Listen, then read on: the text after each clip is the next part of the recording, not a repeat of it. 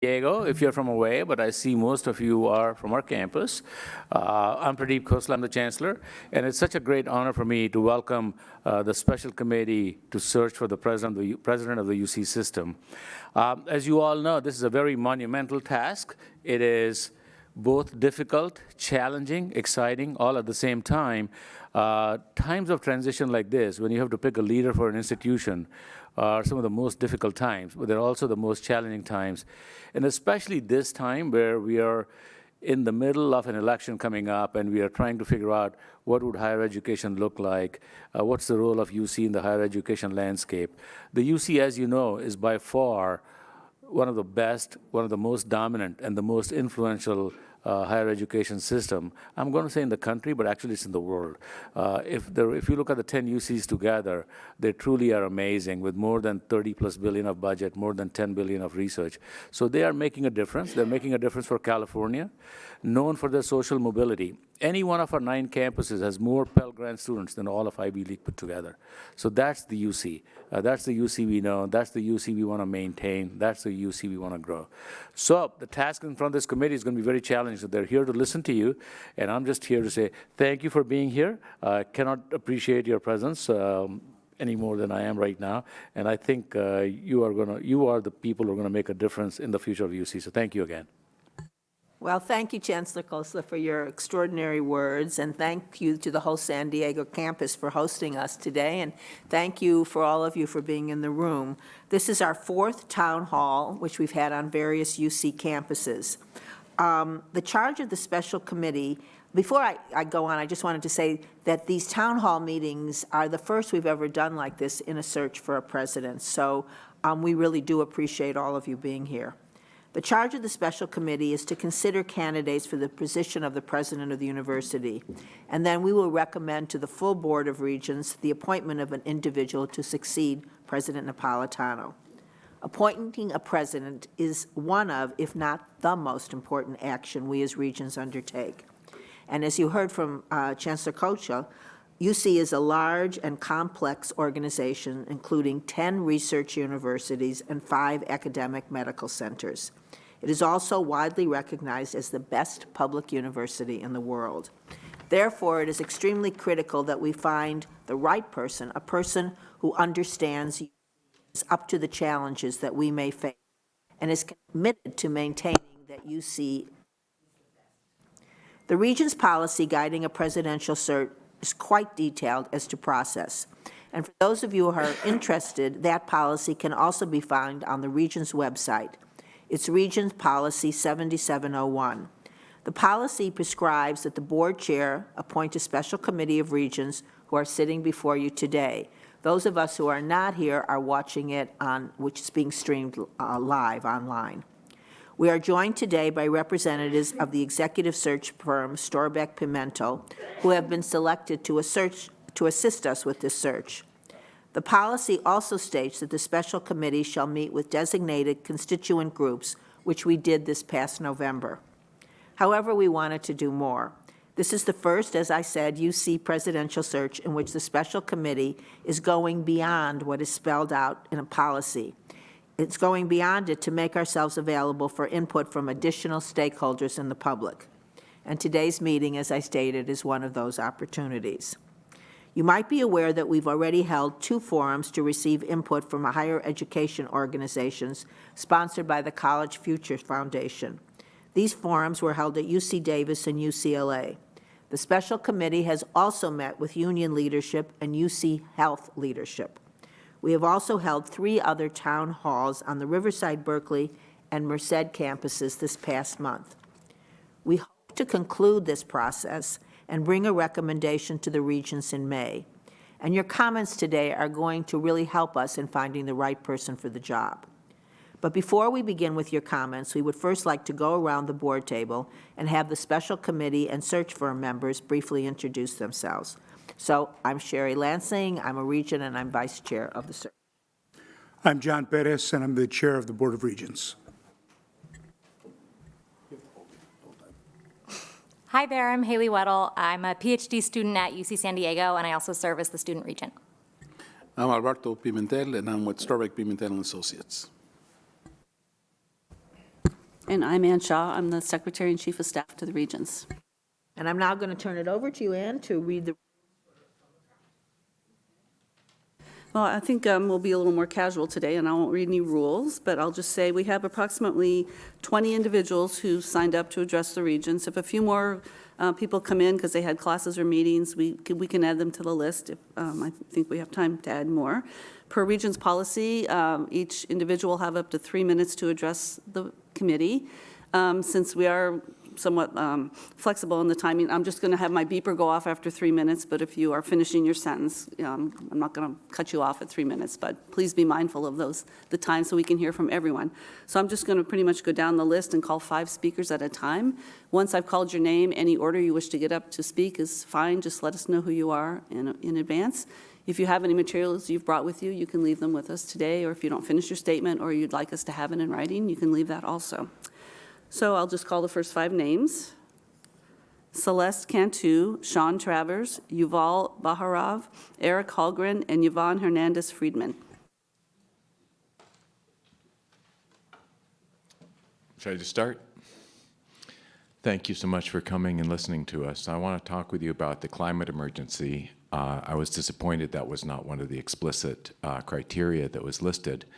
President Napolitano has been a leader in that, and I think it has to be an essential part of the criteria for the new president. And in particular, I think there needs to be very concrete and specific plans and a commitment. And the thing is,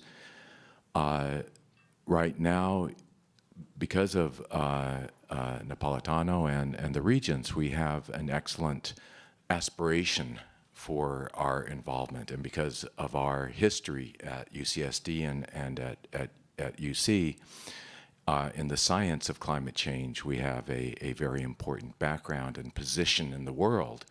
We are the brains of California and the world in this regard. So we need to be thinking about completing the divestment, which is aspirational, but we need transparency in order to really have shared governance.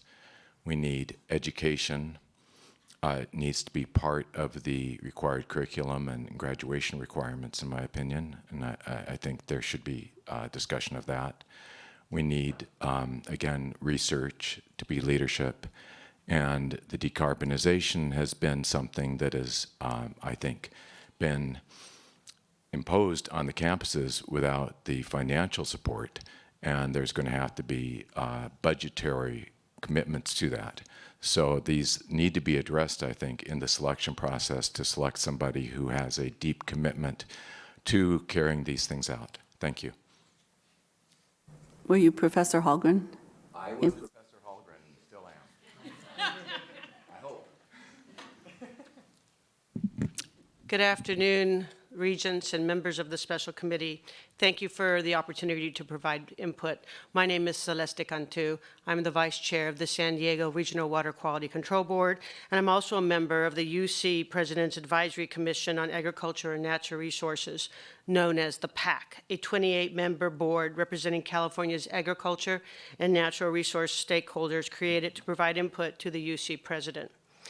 The climate change, and you may hear this a lot, or maybe this is just the early theme, the climate crisis manifests in fire, drought, floods, and increased temperature.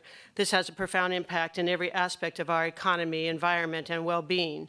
Climate adaptation is required not only at the institutional level, but critically at the individual level. How we use water, what we eat, how we landscape our yards may be the difference between a thriving, sustainable California or not.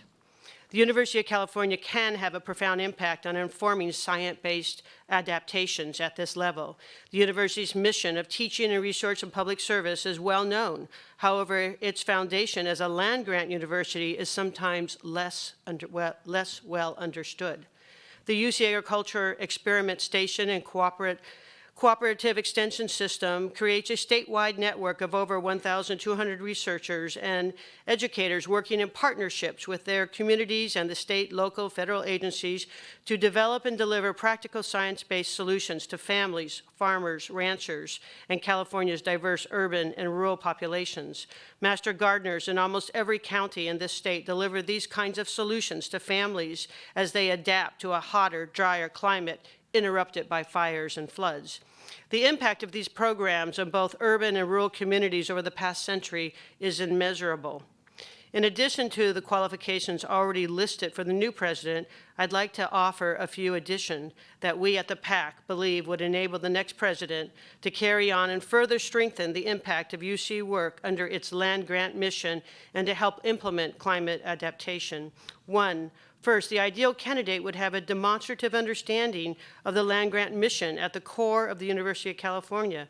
2, he or she would have a genuine appreciation for the scope and impact of the cooperative extension and the programs that reach far beyond the university's 10 campuses, delivering science-based solutions to our communities. 3, the person would genuinely believe in the vital importance of applied research in solving critical climate challenges. And 4, the ideal candidate would be able to translate the critical roles of research and cooperative extension to legislatures, decision makers, farmers, and gardeners. And finally, the ideal candidate would have considerable experience in engaging with and supporting the diverse communities that we serve. The PAC has submitted written correspondence to this search committee, which contains greater detail. Thank you.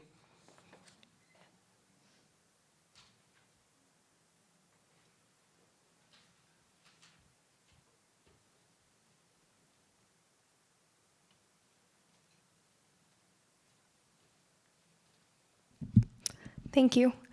Hi, my name is Yuval Baharov, and I'd like to speak on behalf of the students of the Green New Deal at UCSD. As students, there's so much that we don't know, and there's even more that we don't know that we don't know. But what we do know is that the world is warming rapidly, and that this endangers all of us, and especially communities that are disadvantaged. The issues of climate justice and social justice are massive. And what I wish I had learned in my education at UCSD is what I can do to make a difference.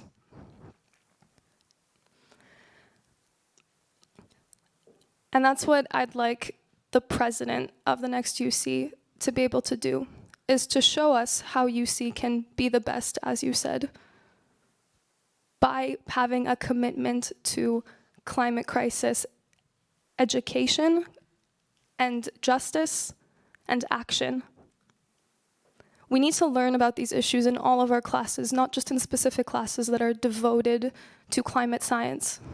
We need to learn how to be prepared for our careers. We're not prepared to enter the world and be climate justice and climate crisis activists in our careers.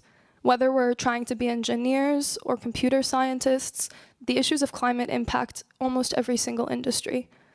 And our education should prepare us and enable us to deal with these issues in a way that is socially just and proactive and innovative. That's what I've learned are the morals of UCSD and the UC system. And I would like for the next president to uphold those and to advance them. Thank you. Thank you. Before I move on, I just want to make sure Sean Travers, is he here? Yuval Baharov or Yvonne Hernandez-Friedman?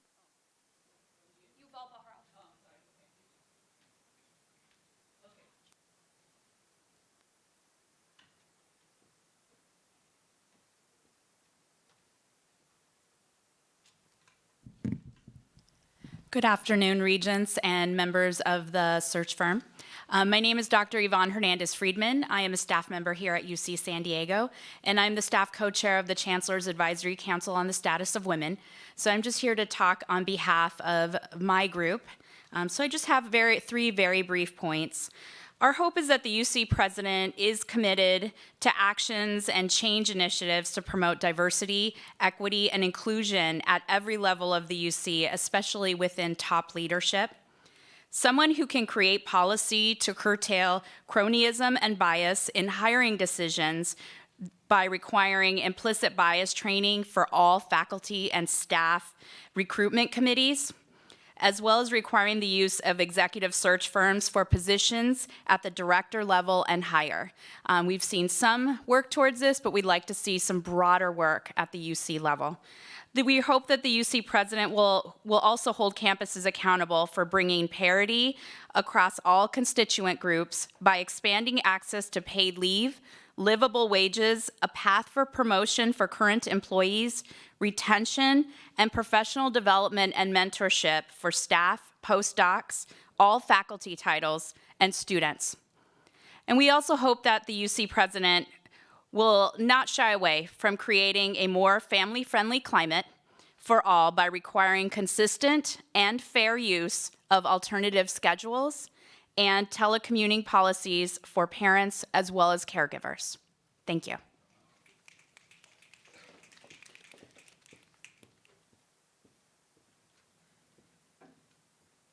Okay, I'm going to call the next 5. And once again, any order. Zach Jafek, Aisha Warsame, Thomas Conrad, Sarita Nolan, Rachel Flanagan.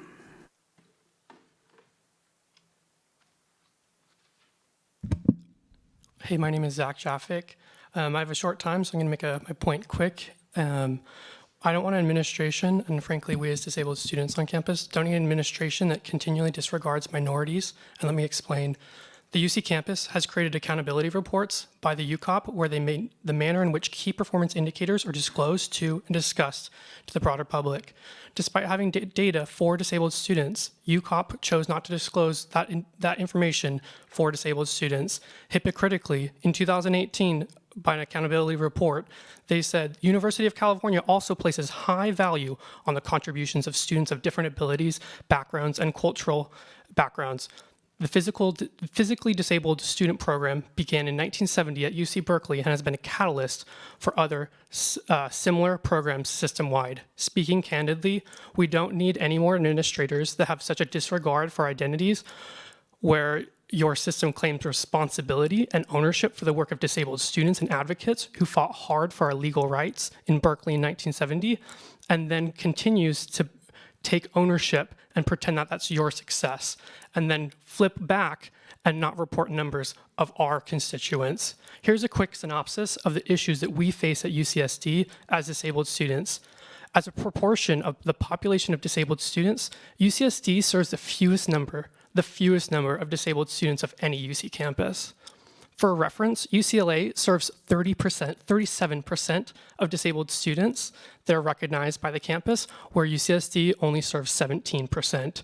Our wait times regularly exceed 3 weeks, and that's the longest wait times of any school in the entire UC system. And I would take a gander at any public school in the entire country.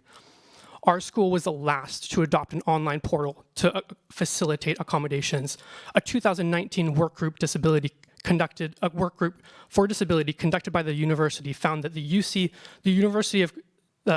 Office of Students with Disabilities is outmoded in terms of its process for qualifying for and requesting services. And it goes on to state that the atmosphere in OSD has been described by students as untrusting and adversarial.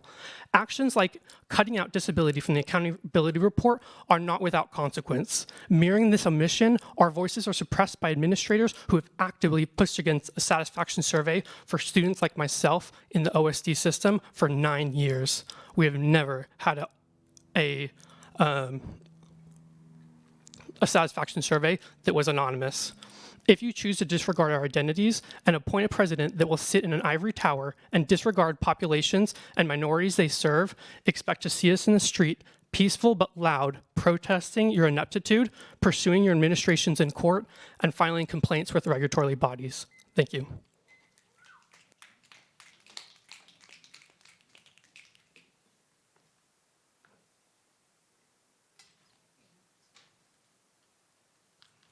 Hi, my name is Sarita Nolan, and I want to first thank each of you for being here and for seeking our input in this search for our next president.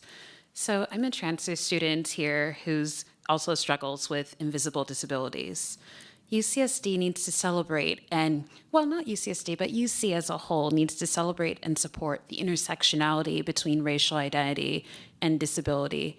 We have so many incredible resource centers for African American students, women, LGBTQ communities, and all of those are identities I celebrate, but I also am a disabled student, and I feel alone on campus a lot because as a person who struggles with invisible disabilities, a person in a wheelchair would think I'm an able-bodied person.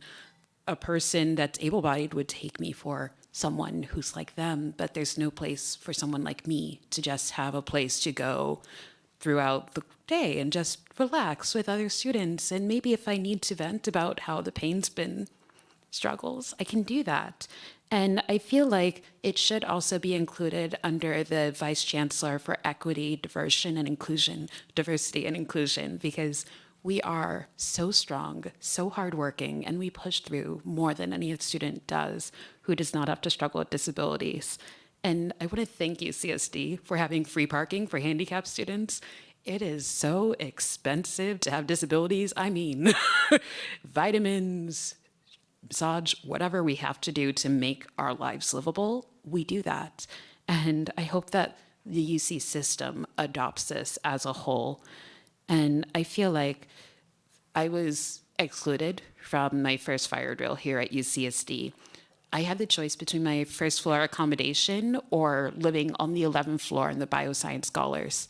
Because I value the people I share my personal space with, I chose the Bioscience Scholars community. And then this email comes about the fire drill. I'm like, I can't run down 11 stories, can't run up another 3 to get to the fire drill safe location. And what happened was I called the housing liaison. She said, just don't participate in the fire drill. I'm like, that doesn't seem like a plan at all. And I spoke with my RA, and I didn't get much other help there on what to do in a fire drill. So I created a plan for personalized emergency planning. And I want to thank you, Chancellor Kosa, for listening. And also, I presented that to HDH, and I'm part of the committee to make that implemented here at UCSD. And that's personalized emergency planning for all sorts of emergencies, because there's more than fires that can happen. So all students need to be equipped. All parents need to know that their students, able-bodied or not, will be supported. And I'm also in the process of creating a living and learning community called JADE, which stands for Justice, Awareness, and Disability Education, to build community around able-bodied students and disabled students just being together. And I hope that our next president sees disabled students as an asset and not as like something as, oh no, we have to support more students, but as someone who can see us for who we are and the potential we hold to make UC great.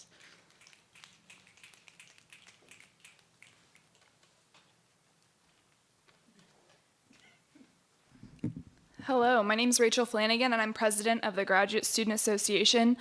Today I'm speaking on behalf of 6,800 and counting graduate students here at UC San Diego. I'd first like to acknowledge that you guys are all here. We'd love to see you more often in town halls like this. I think I've heard a lot of really incredible stories from students here, and it's really nice to have the chance to interface with you all, so thank you very much. I recently had a really interesting meeting where I learned that the state funds the university at about $11,000 per undergrad, and they sort of exclude graduate students in the calculation.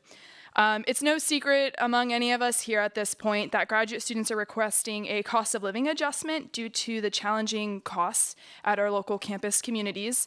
And this cost of living type of thing is just one really important example of the graduate student struggle.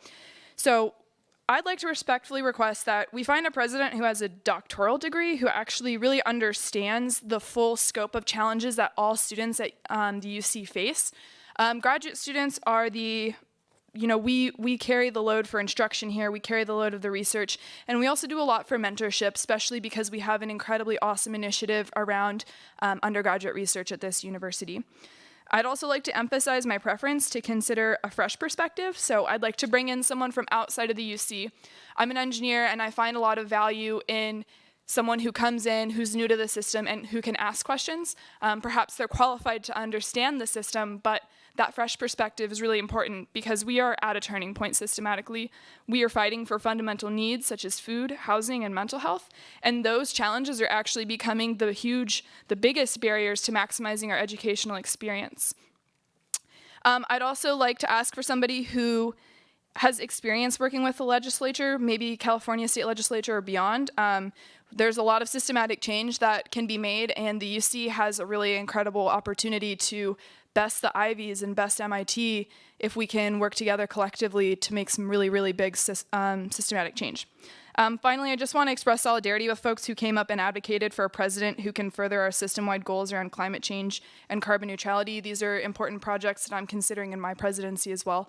And I think it would really, really, I mean, like I said, it would set us above the Ivies, the MITs, and the rest of the world. So thank you.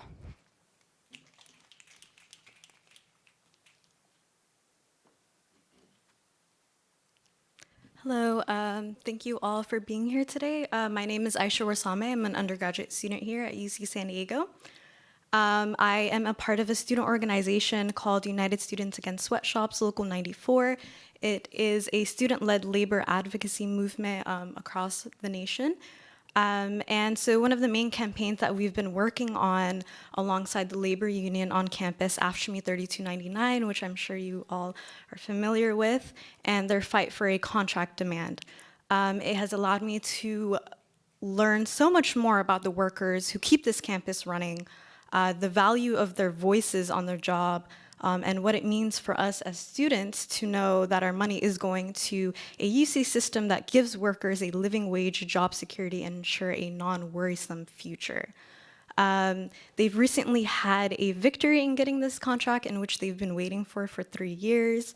This is due to the hard work of union members who took the time out of their work hours to ensure their livelihoods. And as students in USAS and other organizations, we stood in solidarity with them from the beginning. So we want a UC president who not only keeps the promises, but genuinely wants to keep the promises of the contract. We want a UC president for all people who keep the UC system running. And who believes in ensuring the dignity of workers and providing a platform for their voices. And lastly, I like to say that we want a UC president who stands in solidarity with all the marginalized so that they're marginalized no longer. We stand with undocumented students, student workers, first-generation college students. We stand with transfer students, grad students, the 0.2% Pacific Islander students, 0.4% Native American students, and 2.6% Black students. So thank you all. And we really do hope that the UC system, which advocates bringing light onto, in their motto, to continue to bring light onto all of these issues. Thank you so much.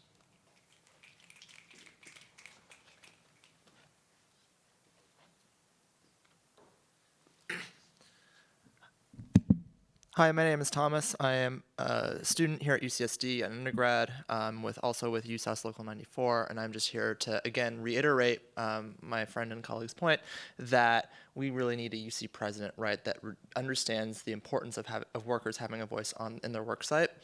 In my conversations that I've had with student workers, graduate students, workers who are not students here at UCSD, all of them understand the importance of what it really means to actually have a voice in their work site, to have a feeling that they are respected by their employer, and it makes folks feel safe and secure, makes folks feel dignified, and it really means a lot more to folks than most people would think, right?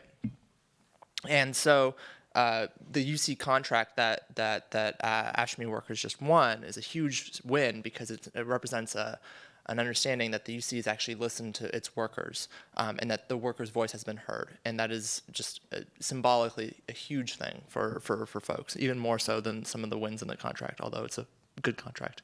And so as a student here, I'd like to say that when I graduate, I'd love to know that the UC president actually, going forward, understands this and would take steps to continue listening to workers and working with the workforce to make sure that everybody really is being taken care of, to make sure that everybody's being heard and respected.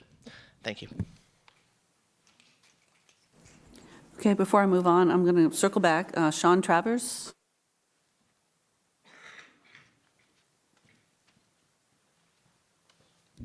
Thank you. I apologize I was not here earlier. I have a story. I was at the Inclusive Excellence Awards. They were really powerful and engaging. One of the awards that was given out was to Dr. Laura Kurtz.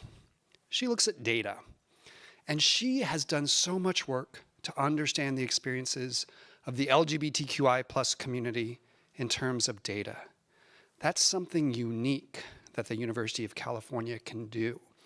We just started collecting data in 2016, and we can now start to think about things like GPAs, time to degree, and the distance between what some people experience on our campus and others don't.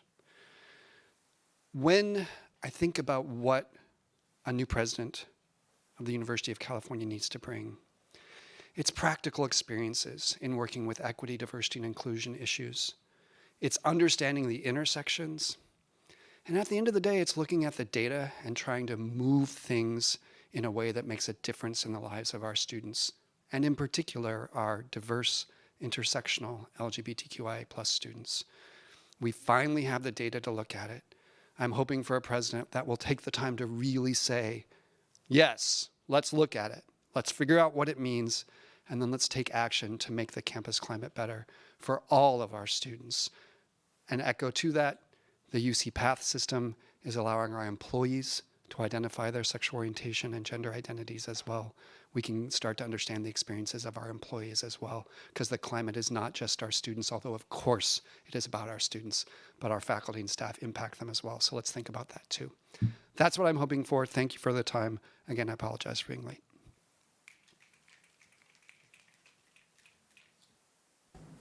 Thank you. Allison Black, Carmen Lee, Luis Flores Cuevas, Dejanette Sang, and Seong Min.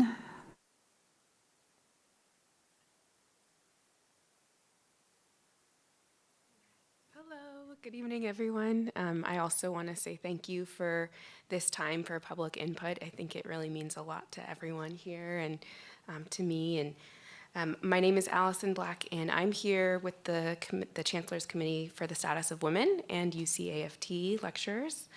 And I am actually a former student as well, so I have 3, almost 4 degrees from this campus alone, actually.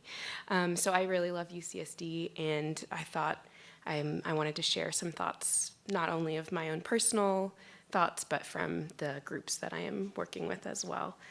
And so I want to echo what everyone else has said so far and stand in solidarity with their comments, as well as I think we need a UC president who understands firsthand the pressures of balancing the disproportionate amount of dependent care duties, children, parents, or otherwise, with a career, and a UC president who will prioritize family-friendly and inclusive physical environments and workplaces, which is also here a learning climate, our teaching and working conditions. It's an institution of learning, so also impact student learning. And so we want to make sure that we have a UC president who will put human beings and their families and the public good first, someone who will protect our most vulnerable from apathy, and that the apathy that sometimes comes with rapid expansion. And I want to echo especially what others have said about the existential threat of climate change and our role in mitigating that while expanding so rapidly, to protect the ability for our children and their children's, and hopefully students one day, to thrive, and for our whole state and world to thrive. And one thing in particular that has come up often in our discussions of what can make this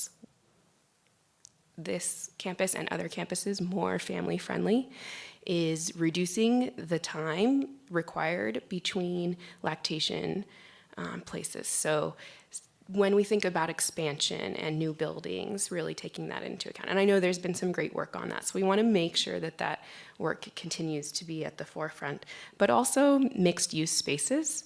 I think if we're thinking about the non-tradition and non-traditional students and really supporting all of our workers who have families, it would really, I think, be wise to start investing in more mixed-use spaces, having more family study rooms. That's okay. and and mixed use, outdoor space as well. I think, just getting creative, I think it would be pretty easy to commit to some of those things without spending a lot of money. And finally, I wanted to say that, thank you for a moment, workplace issues that disproportionately impact women and minorities and other vulnerable populations also include discrimination, harassment, toxic work environment, and bullying. And those can often be kept hidden or made silent, making it difficult to protect women and other vulnerable workers from harm's way or from predators in position of powers. So we also want a UC president who understands the importance of protecting vulnerable workers, even among the highest ranks of leadership. And a question that we might propose be asked to a UC presidential candidate would be, what will you as UC president do to protect women in the workplace, given your institutional role in reviewing leadership across the university? Thank you. Oh, no problem. Thank you.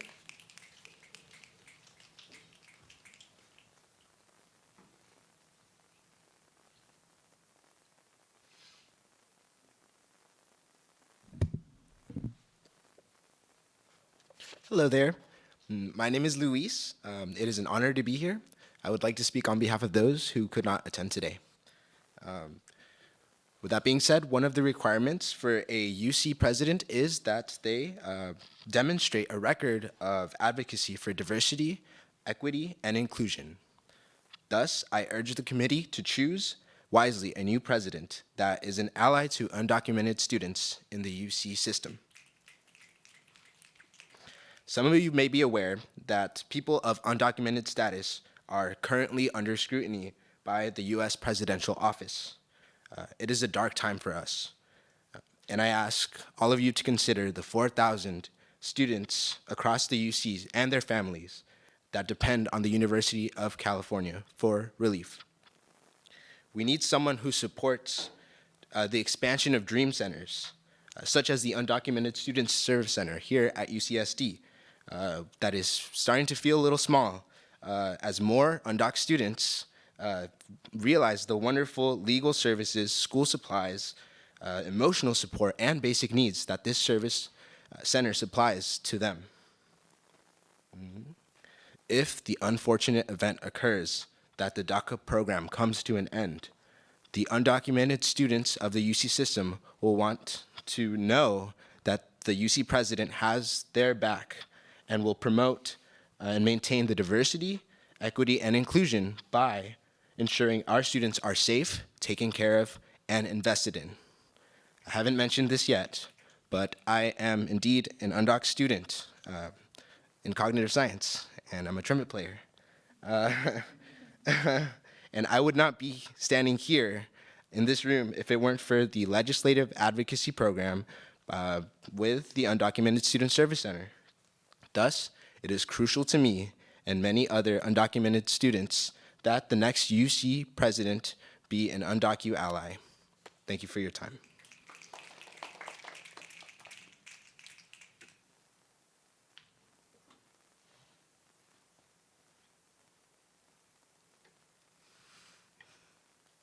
Good afternoon, members of the committee. My name is Carmen Lay, and I'm an undergraduate student here, but most importantly, I'm here as an ally to the approximately 500 undocumented students here at UCSD and the about 4,000 students in the entire UC system. As we know, xenophobia is a current issue at large for everyone. I mean, even after the 2016 election, students wrote, "Go back to your country, build that wall on campus."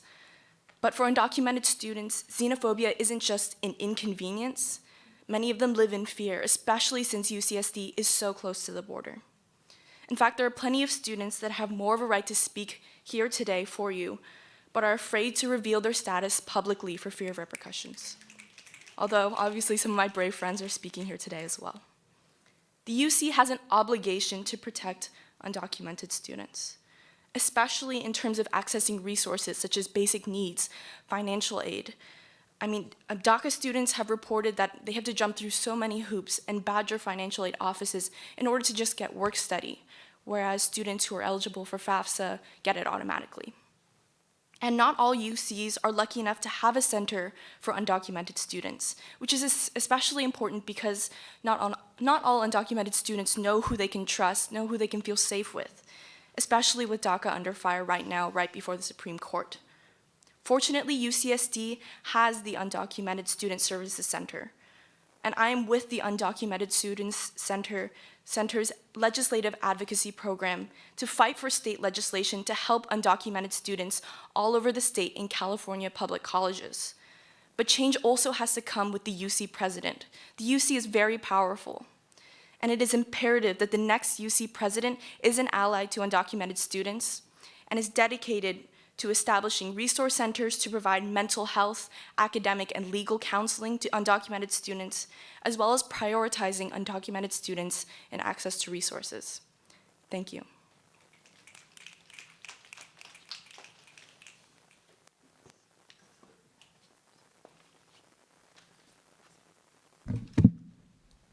Hello. Thank you for the opportunity to allow me to speak, and thank you for listening. As many of my friends here have said, I believe the right person for the next UC president is somebody who is an ally to the undocumented community. As an intern at the center, I have seen additional stress and pressure that students experience because of their status. Not only does the center provide aid external of us, such as legal assistance in DACA renewals or providing some security and basic needs, since many undocumented students are not able to access programs such as CalFresh. They have also provided a lot of aid internal of ourselves, more specifically mental health issues. The coordinator and the co-coordinator have provided immense mental help to students who experience the fear of discouragement from being a student on campus. With the current political climate, it seems to further push undocumented students to want to drop everything and hide. The administrative staff at the Undocumented Student Center both have personal experiences that help them build connections with the students that they help, which then also provide students with a safe space where they can trust others, feel supported, and be comfortable. Having a UC president who is an undocumented ally will further ensure this safe space and sense of community for undocumented students, as it may ensure funds for the center. Having this sort of protection may encourage more and more students to come and get the help that they may need instead of hide. Both you and I and everyone in this room know how important mental health is.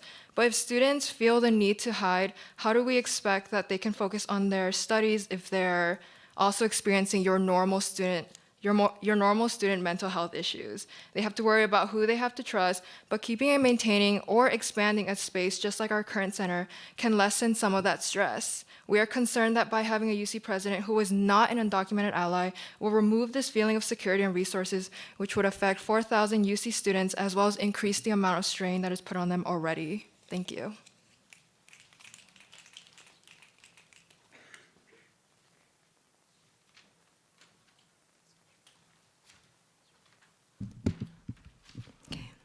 Hello, my name is Haeyoung Min. I am a fourth-year student at UCSD, and I'm also an intern at the Undocumented Student Service Center, and I am undocumented. So I just want to reinforce what everyone has said by just mentioning my personal experience with campus safety at UCSD, and also just further expressing the necessity of an undocumented student services at every UC. So President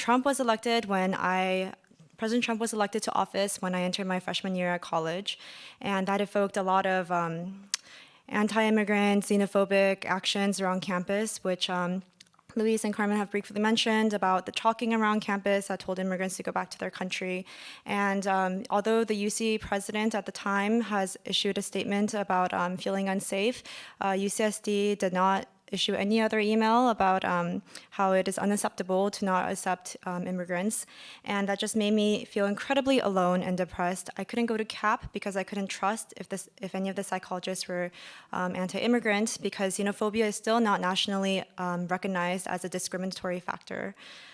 And because of this, I felt even more anxious, which perpetuated a cycle, and I felt like there was nowhere I could go to. I wondered if I should drop out of UC. Only 6% of this world are able to obtain bachelor's degrees or more.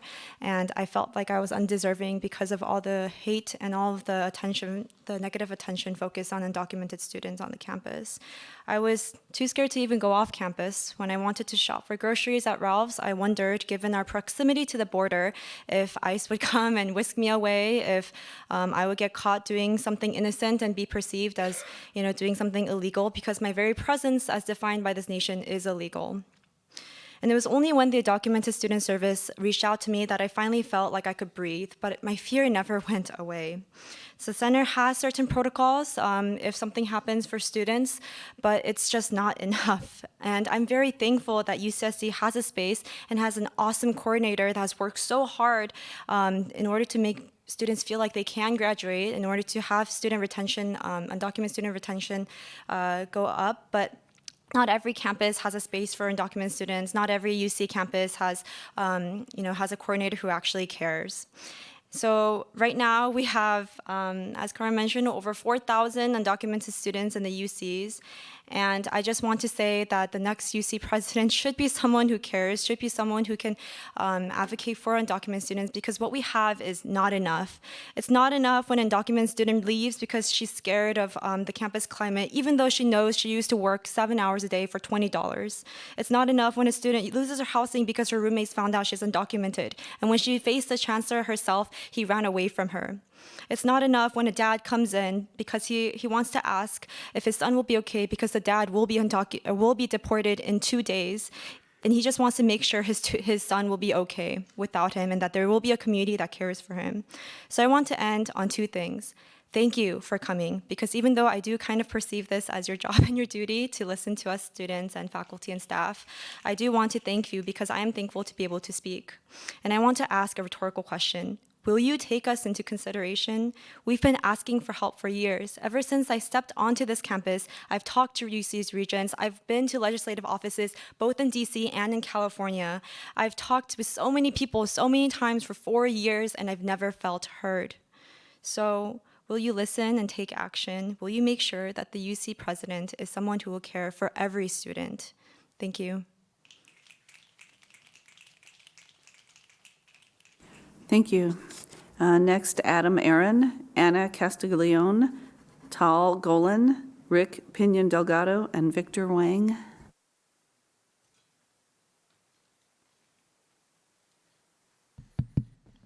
Hello, I'm Adam Aaron. I'm a professor of psychology and neuroscience at UCSD. I'm also chair of faculty welfare in the academic senate here. So in September last year, the Napolitano signed the climate emergency declaration signed by all 10 chancellors. Amazingly, the climate emergency did not make it into the 24 criteria for this president's search. We generated a petition that was signed by 2,400 people, as you know, 36 campus organizations, Nobel Prize winner, deans, provosts, people from all over the UC system. And last week, thank you, Chairman Perez, you acknowledged the significance of the climate crisis. This keeps coming up in the town halls, and that's great to see. But I'm concerned about the process. The petition also asked that the candidates that you select articulate a plan. Can we see this plan? Can we comment on this plan? This is something that we don't want to leave to chance. This is very significant. The IPCC, the International Consensus of Climate Scientists, backed by world governments, declared in 2018 that we have until 2030 to cut world emissions by 50%. Okay, this is not happening. It's not happening anywhere. No major companies, no major company, no major institution, no major country, and certainly not the UC is doing this. We need a massive institution, the UC, the largest employer in the 5th largest economy in the world, to do this now. We do not need the language of carbon neutrality, okay? Carbon neutrality is not a serious, frank emissions reduction scheme. This relies on our continuing to emit carbon while paying for cook stoves in Darfur. If we think we can take millions of tons of carbon dioxide out of the air every year through cook stoves in Darfur, then that's just ludicrous. We need frank emissions reductions on our campuses. We need full-scale campus electrification, transportation and aviation goals, not in 2050, but right now. This is a massive reorientation of the entire ethos of the UC system. It has to happen. I stand ready to help with this endeavor. I've just co-authored a task force report on the climate crisis at UCSD. We all stand ready to help. If it doesn't happen here in the next 5 years, it's not going to happen anywhere. The young, the weak, and those that did the least to deserve this are all going to suffer, especially those in the global south. For my jumping on airplanes for 15 years of my career flying around the world doing science talks, for my emitting tens of thousands of tons of CO2 in my lifetime. The UC president is one of the most pivotal people in the entire world to make this happen. He or she could be a leader for the entire world. We must see this happen. We must see a concrete plan. We must see that you honor this process. Thank you.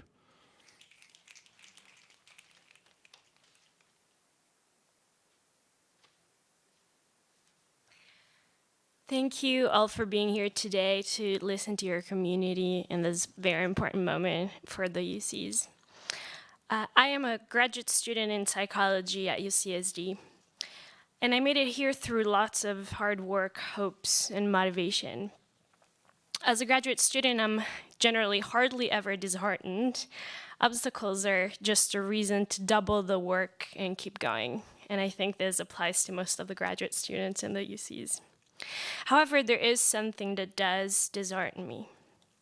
It is waking up every day and fearing the future I may live in, a future of economic and political turmoil caused by massive migrations, viruses, and fires spreading with way more ease in a constantly warmer world. And even more than that, it disheartens me that most of the world leaders are not concerned about the climate crisis, and even worse, those who are concerned are not actually acting upon it. You know, my generation is often portrayed as negative. It's said that young adults nowadays get so depressed so easily. Well, I admit that looking at the way many world leaders are playing with their futures, with their mouths full of good words or even no words at all, does make me feel powerless and depressed. But not always, not today. Today, the Board of Regents of the UCs, the largest employer in the 5th largest economy in the world, is listening to me. You have listened to our voices throughout this important president selection process. I then ask you to make the time you've invested listening to us worth it, and use the power you have to make our ask for a president committed to fighting the climate crisis come true, actually true. Well, I'm still a graduate student after all, and what I've learned through years of truth-seeking in my research is that you don't believe anything without evidence. Especially given the history of empty words that world leaders have fed to all of us, I will not take good intentions from a candidate president of a major institution as the UCs. I want to know that the first leader of my community, not the vice president, not a consultant, not a staff member, but the president, will be a climate-savvy, experienced, and knowledgeable climate crisis fighter. I want to know that this powerful role will be given to someone who has a clear, detailed, and strong vision of how the UCs will quickly and realistically decarbonize their campuses, increase their climate teaching, and climate research at scale, so that once the UCs will be leading the way to real decarbonization and climate education, other major universities will tag along, and so will do states, until one day I am hopeful governments will finally wake up. Knowing that the Board of Regents of the UCs took careful scrutiny over the practical plans that candidates have in mind to fight this climate crisis, this will give me hope. And I'm confident it will do so for the other 2,450 hardworking individuals and 36 organizations who signed our petition about adopting a climate change resolution criteria to the selection of the next UC president. Thank you very much.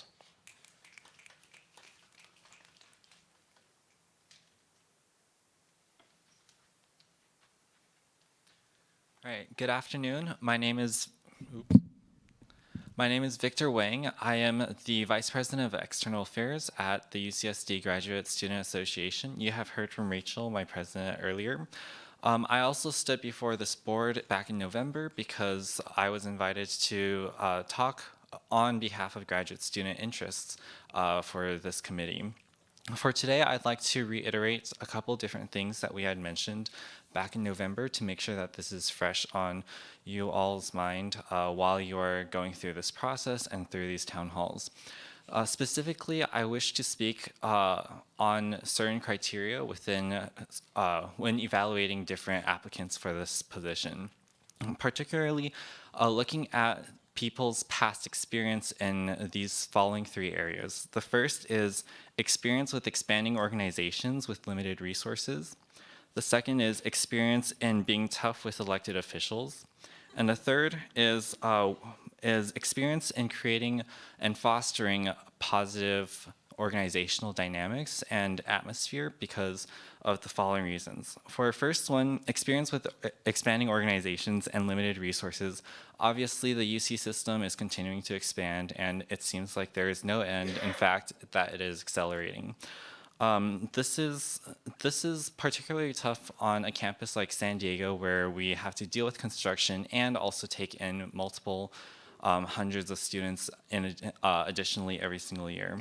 This has a toll on everybody on our campus, but particularly for those who are transfer students and the success as they go through our UC system in order to move on to the rest of their lives and careers. For the second point, experience with being tough with our elected officials, we as an education system and California's higher education system in general needs much more buy-in from our state and our state leaders. If it were up to me, in the nicest way possible, I would bully people in Sacramento until they gave, me the money that I wanted to, but I can't. And in a similar way, I wish that the next UC president would be able to have this mentality and most of all be able to have this experience in the past of working with state and federal leaders in order to ensure funding for our education system. These funds would definitely help with addressing a lot of the concerns that prior commenters had made, searching from success of transfer students, ability and for undocumented students to operate within our system, going all the way to maintaining our facilities and fully funding our mental health initiatives and programs in the system. And third, working to create a more positive work environment. Obviously, this would be an extreme plus for the student experience at not just only our UC school, but also across the system. So I think I'm out of time. Thank you very much for listening.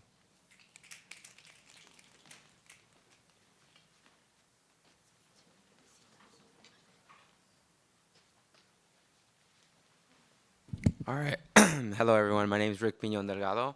I'm a grad assistant at the Undocumented Student Services, and I'd like to thank y'all just for being here.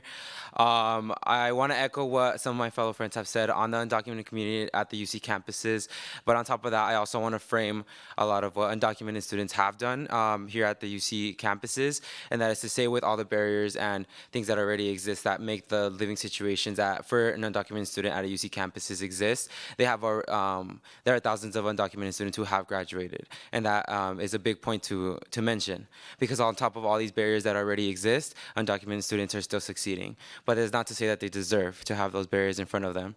And what I'd like to mention is really point out that these students deserve a place on campus, and the UC president should make it a point that the UC campuses pinpoint how to make their lives a lot easier, because as we know, they come in with a lot of social and personal pressures from outside the institution. When the institution comes in and provides academic pressures, social and academic pressures that come as part of the institution, and on top of that, there's political pressure.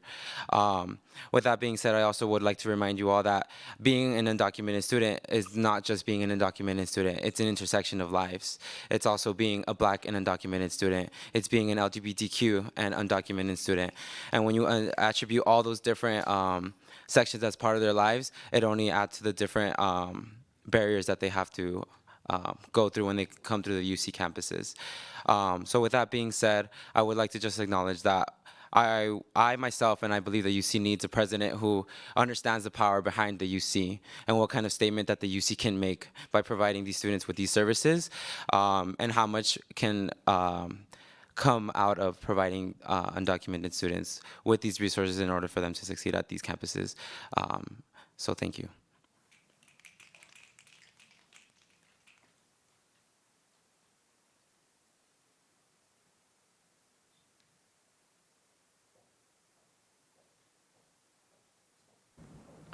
Is Tal Golan here? I don't know.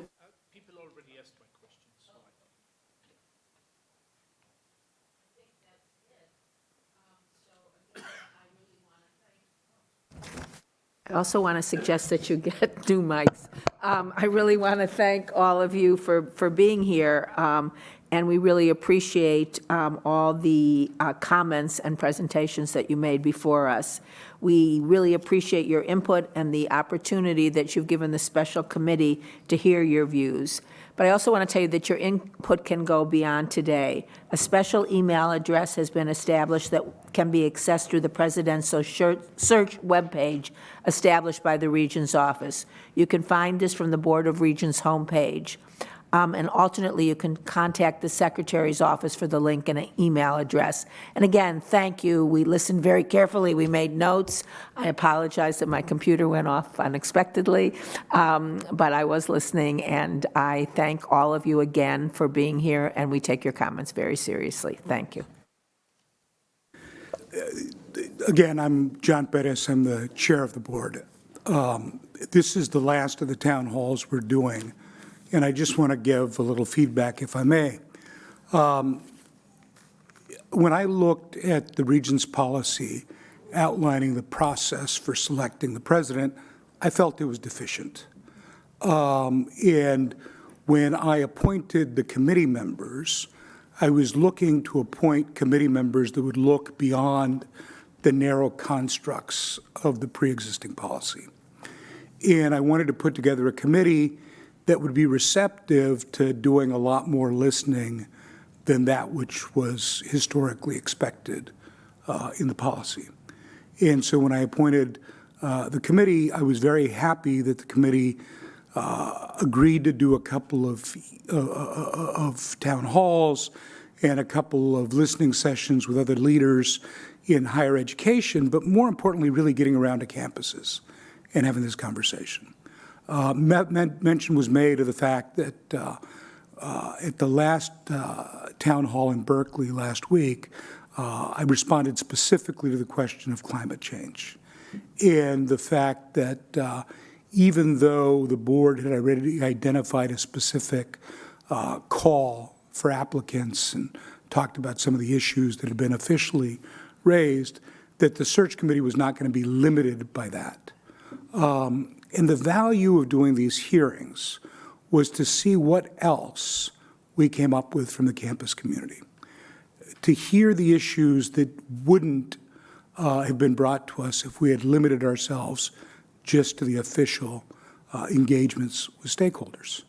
And so, for example, we had extensive discussions with representatives from the Academic Senate throughout the state as part of our formal process. It didn't raise all the issues that faculty members from around the state have raised as we've gone and done these discussions. We had official presentations from students of UCSA and the graduate student assemblies statewide. They couldn't bring to us all of the opinions and issues that students have brought to us as we've gone around the campus. We had a way to hear from CUCSA, the system-wide staff association. But it wasn't going to raise all the issues that we'd hear going around. And then we went a step further and made sure that we had a specific day with all of our unions. Because, let's be very frank, the university's experience in positive labor relations has not always been a good one. And so we had to create a space to have some of those conversations. I know several of you have raised the question as to whether or not we're listening. I hope you know that we are. And others of you have said it's not enough to say something on item 1 or item 2, but rather to demonstrate with our actions. And so there's nothing that I can say here that will satisfy those concerns. I think it's very clear that we do have to deliver. We have to deliver with action in terms of the way we evaluate the candidates that we're going to be looking at for president and the way we approach onboarding that person. And so I will tell you, it is going to be my request that as we make a decision on who we're going to put forward as the next president of the university, that person be briefed on all of the issues that have been discussed. So it's not just a question of what questions we raise with them as we're making an evaluation, but really sharing with them all the things that we hear from these town halls throughout the state so that it can inform their own sense of accountability to the broader UC community and the way that they roll out their approach to all the issues that you've talked about. So the proof is in the action, but I think the first step was us coming and having these discussions, and the more important step was you all coming and sharing with us what you think we need to hold ourselves accountable and to take into consideration as we're making this very important decision for the university. So thank you all for being here, and thanks to the folks that have been with us at all of the fora that we've had throughout the state.